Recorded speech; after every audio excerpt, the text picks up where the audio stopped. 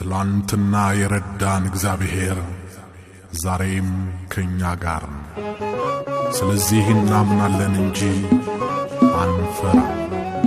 ምን ጊዜም በስመ አብ ወወልድ ወመንፈስ ቅዱስ አሐዱ አምላክ አሜን። ሰላም እግዚአብሔር አምላክ ምስኩላትና ይሁን ፍቅራት ሐዋትን ሐቲን ከመላሃቱም አነ ሰላም እግዚአብሔር ስተመስገነ ይሁን ምስኻትም ሰላም ንባን ተስፋይና አብዝሓለፈ ናያድና ክርስቶስ ሳምራ ገድሊ ራውዓይ ክፋል ሒዘ ቀሪቡ ነይረ ሕዝን ካብቲ ዝሓለፈ ዝቕፅል ኮይኑ ሓምሻይ ክፋል ሒዘ ቀሪቡ ኣለኹ። መልካም ጊዜ ካብቲ ዝሓለፈ ንምዝኽኻር ዝኣክል ስለዚ ነገረ ክርስቶስ ሳምራ ንሓደ ዲያቆን ወደይ ሽጉርቲ በሊዕኻ ናብ ቤተ ክርስቲያን ከይተኣኪላ ምኸረቶ ንሱ ግና ንቓላብ ቃሊሉ ወፂኡ ሽጉርቲ በሊዕኹም ናብ ቤተ ክርስቲያን ኣይትእተው ትብል ሰበይት ላይሉ ንኹሉ ሰብ ነገረ ዝብል ኣቋሪፅና ነርና። ሕዝን ካብቲ ዝሓለፈ ዝቕፅል ኮይኑ ናያድና ክርስቶስ ሳምራ ገድሊ ሓምሻይ ክፋል እዚ ይመስል። ነዚ ብምዝራብ ናይ ምስክርነት ቃሉ ድሕሪ ምሃቦ ሽጉርቲ በሊዕ ናብ ቤተ ክርስቲያን ኣተኹ። ካብኡ ድማ ብርቱዕ ሕማም ሓዘን በለ። ካብኡ እውን ናይ እግዚአብሔር መልአክ መፂኡ ነታ ናይ እግዚአብሔር አገልጋሊት ክርስቶስ ሳምራ ስለቲ ሰናይ ስራሓ ስለምንታይ ኣቃሊልካያ ወሎ። ከምዚ ድሕሪ ምዋሉ ናይ ኣካላቱ ቆርበት ገፊፉ ነተማሰምሰሎ።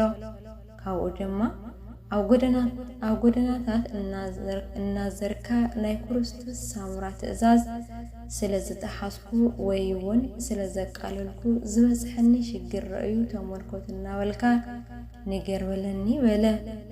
ነዚ ድማ ክሳዕ ዕለተ ሞቱ እናነገረ ንብዙሕ ዘመን ነበረ። ዳግማይ እውን ናይ ትሩፋታ ዛና ሰሚዑ ኣደና ክርስቶስ ሳምራ ንብዙሕ ዘመን ዓሳ ካብ ምብላዕ ተቆጢባ ትነብር ነበረት።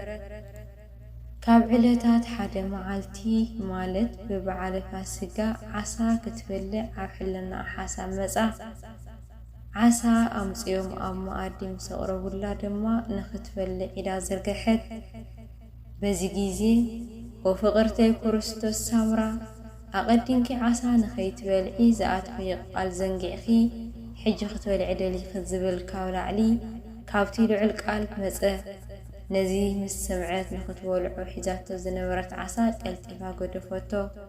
ኦ ኣቦታተይን ኣሕዋተይን ነዚ ጸጋ እስኪ ተመልከቱ።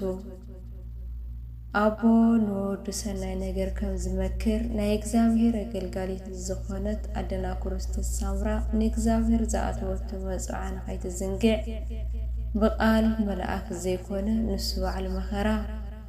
ናይ ኣደና ክርስቶስ ሳምራ ጸሎታን ልማናኣን ምስ ኩልና ይኹን ኣሜን። ካብ ዕለታት ሓደ መዓልቲ ጎይታና መድኃኒና ኢየሱስ ክርስቶስ ሳምራ ናብ ዘላቶ ቦታ መፂኡ እዚ ኣብ ቤተ ክርስቲያን ሙሉእ ዝኾነ ስርናይ ሂበክ ከለኹ ኒሄኪ ውሰድ በላ። ንሳ ድማ ጎይታ ነዚ ኩሉ ስርናይ እንታይ ክገብሮ እየ? ኣነ ባርያኻ ዘቕምጠሉ መዝገብ ስለ ዘይብለይ ክወስዶ ኣይደለን እየ። እኳ ደኣ ናይዚ ዓለም ሃብቲ ክብሪ ሓላፊ ተወዳእ ስለ ዝኾነ ኣይደልየን እየ ኣይተሃበኒ ወለቶ። ናይ መላእክቲ ሓለቃ ቅዱስ ሚካኤል እውን ኣብ ክርስቶስ ሳምራ ነዚ ስርናይ ዝሃበኪ ክትበልዕዮ ኣይምሰልኪ፣ ነገር ግና ብቁፅሪ ናይዚ ስርናይ ናብ መንግስተ ሰማያት ብዙሓት ነፍሳት ሒዝኪ ንኽትኣትዊ ዝተውሃበኪ ናይ ቃል ኪዳን ምሳሌ እዩ በላ። ነዚ ቃል ኪዳን ብዘይሕሱ ቃል ሃባ። ናይ ልዑል እግዚአብሔር አገልጋሊት ዝኾነት ናይ ክርስቶስ ሳምራ ጸሎት ዋልታ ይኹነና ኣሜን። ካብ ዕለታት ሓደ መዓልቲ ኣደና ክርስቶስ ሳምራ ናይ ሎሙን ፍረ ኣብ ኢዳ ሒዛ ኸላ በሊዓቶ ከምዘይበልዐቶ ረሲዓ ደልያ ሰኣነቶ። ካብዚ ዝተለዓለ ኣብ ልዕሊ ደቂ መዛሙርታ ቁጥዓ ከተልዕል ምስ ሓሰበት ሰናይ ሓሳብ መጸላ እሞ ጎይታ መን ወሰደለ ኢላ ንፈጣሪኣ ሓተተት። ንሱ ድማ በሊዕኽየ በላ። ኣቦታተይን ኣሕዋተይን ካብ ብፃይነት ዝተለዓለ ንፈጣሪኣ تحاتو زلحتون زملسلا زل ملسن اسك تملكتو ካብ ዕለታት ሓደ መዓልቲ ሓደ ሰብ ወፂኡ ብጸሎትኪ ተማህጺና ኣለኹ በላ ንሳ ድማ ብጸሎትኪ ተማህጺነ ስለ ዝበላ ሰንበደት በዚ ግዜ ናብ ቤተ ክርስቲያን ከይዳ መሪር ብኽያት በኸየት እንሆ ድማ ጎይታና መድኃኒትና ኢየሱስ ክርስቶስ ናብ ኣመጺኡ ፍቅርተ ክርስቶስ ሳምራ እንታይ ይብኪ ከሎ በላ ንሳ ድማ ኦ አምላኬን ፈጣሪዬን አነ ባሪያኻ በሕንቃቕን በሙቸትን ዝነበርኮ ስለ ዝኾንኩ ንመንከራት ዓጊሰ ብጸሎትን ብስግደትን ክነብር ዘይከኣልኩ እየ ወለቶ ጎይታና እውን ኦ ፍቅርተ ክርስቶስ ሳምራ ምሕረት ክግበረሉ ዘይግባእ ኩሉ ናዋኺ መጺኡ ዛናገድልኺ ክሰምዕ ስለ ዘይኽእል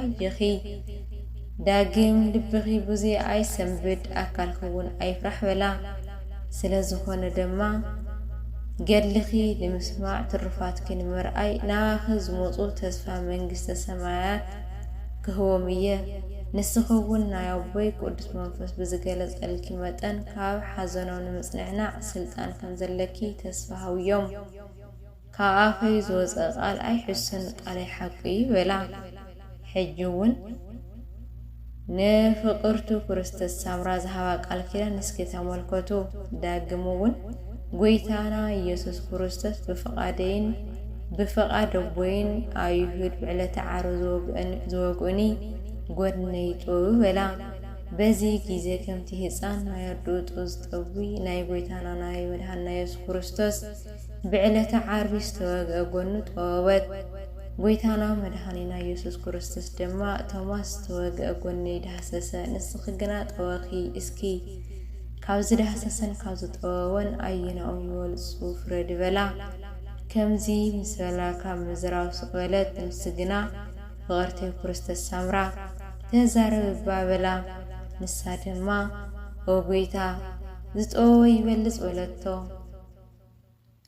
ዳግም እውን ኦ ፍቅርተይ ክርስቶስ ሳምራ ካብ ኣደይ ካብ ድንግል ማርያም ሰብ ኮይነ ብዕለተ ዓርብ ዝተሰቐለ ስጋይ እኒሀክ በላ ከምዚ ኢሉ ኢዱ ኣብ ልዕሊ ርእሳ ኣብ ዘቕመጠ ግዜ ኩላናታ ኣብ ብርሃን ከበባ ነዚ ዝተመልከቱ ትጉሃን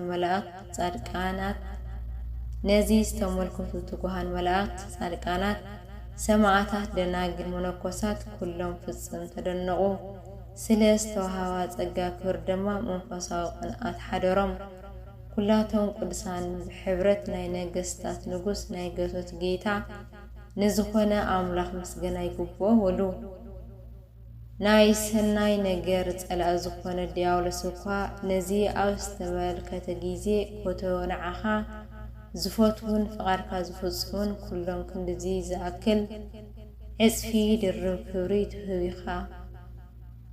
ትህብ ዲኻ ንጌትነትካ ምስገና ይግባእ ኢሉ ጋዳጋዳ እናበለ ኣመስገነ እዛ ቅድስቲ ሰበይቲ ነዚ ሓላፊ ጠፋእ ዝኾነ ዓለም ብምንዓቕ ብዙሕ ተጋድሎ ብምፍጻም ጸጋ ክብሪ ካብ ዝረኸባ ብዙሓት ኣንስቲ ንላዕሊ ብክብሪ ኣዝያ ልዕልዕል በለት ቅድሚኣ ዝነበራ ወይ እውን ብድሕሪኣ ዝተንስኣ ኩለን ኮተ ከምኣ ዝበለት ሰበይቲ ብሓቂ ኣይረአኾን ኢሉ ብግዲ ብዘይ ፍትወት ንፈጣሪኡ ዘመስገነ ዲያብሎስ ከመስግነኪ ኣብ ዝሰማዕኹ ግዜ ናተይ ናይ ገልጋሊኺ ልቢ ብፍቕሪ ክነደደ አሜን።